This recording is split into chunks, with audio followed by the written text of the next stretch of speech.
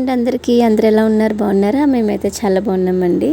ఈరోజు సండే అండి. Sunday special రొయ్యల బిర్యానీ అయితే చేస్తున్నానండి. రొయ్యలు తీసుకొచ్చారు మా ఆయన పొద్దున్న. ఎలా చేస్తానో ఏంటనేది అయితే చూపిస్తాను.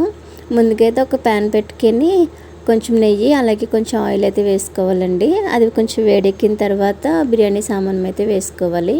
దాని తర్వాత అయితే ఉల్లిపాయ పచ్చిమిర్చి కూడా వేసుకోవాలండి. కొంచెం సాల్ట్ వేసుకుని అయితే బాగా ఫ్రై చేసుకోండి.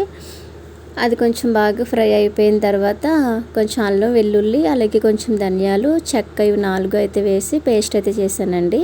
ఇప్పుడు ఆ పేస్ట్ కూడా వేసేస్తున్నాను. అది కూడా బాగా అయితే ఫ్రై చేసుకోవాలి.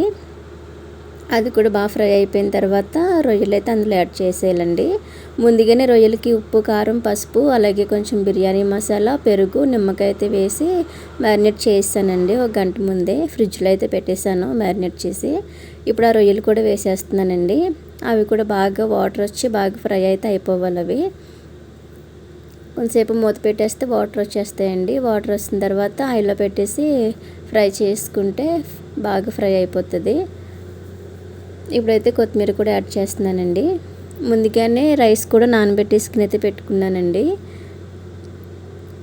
రైస్కి సరిపడా వాటర్ కూడా వేసాను. ఇప్పుడు అది కూడా యాడ్ చేస్తున్నాను. ఇందులో కొంచెం సాల్ట్ ఒకటే చూసుకొని మూత పెట్టేస్తే రెడీ అయిపోతుందండి.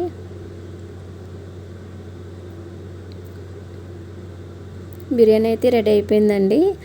ఈ వీడియో కనుక నచ్చినట్లయితే షేర్ చేయండి, లైక్ చేయండి, అలాగే కామెంట్ చేయండి. నా ఛానల్ ఏమైనా కొత్తగా చూస్తున్న వాళ్ళైతే సబ్స్క్రైబ్ చేసుకోండి. Okay bye.